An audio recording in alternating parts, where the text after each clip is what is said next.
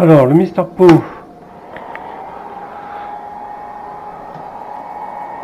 à 160,5 volts, toujours des erreurs. Ouais, erreur 71, donc je suis à 160 volts. Voilà, il faut que ça descende encore, on va voir la limite basse. Bon voilà, le soleil est encore un peu plus en train de se coucher, j'allume. Alors, les panneaux. 159,9 et ça démarque toujours pas. Alors, est-ce que j'ai une erreur? 35, alors le truc c'est que la batterie est chargée aussi. C'est peut-être aussi pour ça. J'ai pas de message d'erreur. Donc c'est parce que je suis plat. La batterie est pleine. D'accord. Donc il n'y a pas besoin de charger. Bon, en tout cas, vous avez vu, la limite c'est 160 volts et ça sent dans le firmware. Donc dès que l'expert va, les PV ils vont plus produire, parce que bon, il est moyen en MPPT. Bon, il est pas mauvais, mais le Mister Po il répond pas mal. Ou alors les panneaux que j'ai sont pas mal. Lui il va arrêter de produire, je vais commencer à tirer sur la batterie, lui il va peut-être se mettre en charge. Bon voilà, comme prévu, dès que j'ai commencé à décharger la batterie, lui s'est mis en charge, donc à 134 volts, donc ça c'est la tension MPPT de régule. Bon, il m'affiche 74-76 watts, alors que les autres ils produisent quasiment plus rien. Attention, ces chiffres sont super estimés, donc en pratique il faudrait vraiment que je mesure combien c'est, mais c'est peut-être du 30-40 watts maximum. Voilà, donc il démarre, la limite c'est 160 volts en firmware, c'est bien dommage. Alors bienvenue dans cette séance de réparation. Donc ouverture de puits, donc 20 mètres, je ne sais pas si vous en souvenez, bon c'est toujours terrifiant. Donc la plaque elle fait 40 kg, donc pour les enfants ça va. Et j'avais une fuite au niveau de ma couronne, donc je l'avais posée il y a 1 an.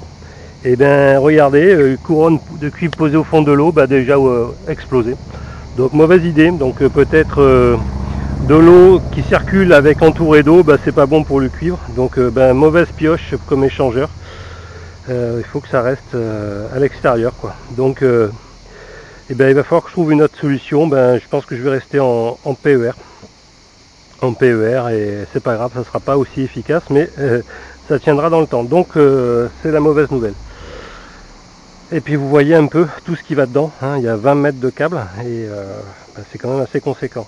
Bon, regardez ce que j'ai devant, c'est un chargeur solaire. J'ai pas pris un Victron, j'ai pris un EPER, et c'est le modèle qui tient jusqu'à 200 volts.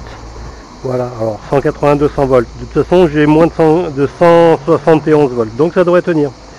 Et je l'ai pris chez Solar VDE, alors c'est en Allemagne, commandé lundi, reçu mercredi. Fort. Bon, GLS a assuré. C'est un importateur chinois qui se trouve en Allemagne. C'est de la chinoiserie, mais ils ont rebrandé un peu tout. Donc vous avez le truc. Bon, la doc in Deutschland et anglais. Et puis vous avez l'appareil. Alors lui, il est assez lourd, il est assez gros. Bon, il va falloir que je fasse de la place. Bon, ça va me faire changer pas mal de choses. Le sectionneur, je vais le déplacer, etc. pour le faire rentrer. Pourquoi j'ai pris? Parce que il tient 200 volts.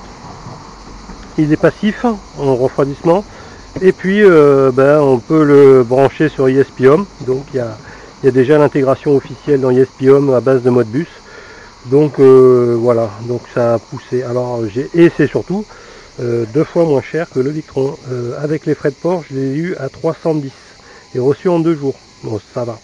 Le Victron minimum, minimum que j'ai vu c'est 660 € sans les frais de port. Bon. On va tester. Et puis il n'est pas si mal en MPPT, j'ai vu des tests, il est pas mal du tout. Donc bon, à voir. Donc c'est le modèle Tracer, je sais plus ce que c'est, 60 quelque chose normalement, j'arrive pas à lire, je vois plus rien. Voilà, 200 volts, 60 ampères normalement. Ouais. Si je lis bien les choses. J'espère qu'ils ne sont pas trompés. Voilà. Bon, de toute façon, 50 ou 60 ampères, c'est pareil. Kiff kiff. Il va être utilisé par le jour de mauvais temps, donc j'arriverai jamais à atteindre 50 ampères.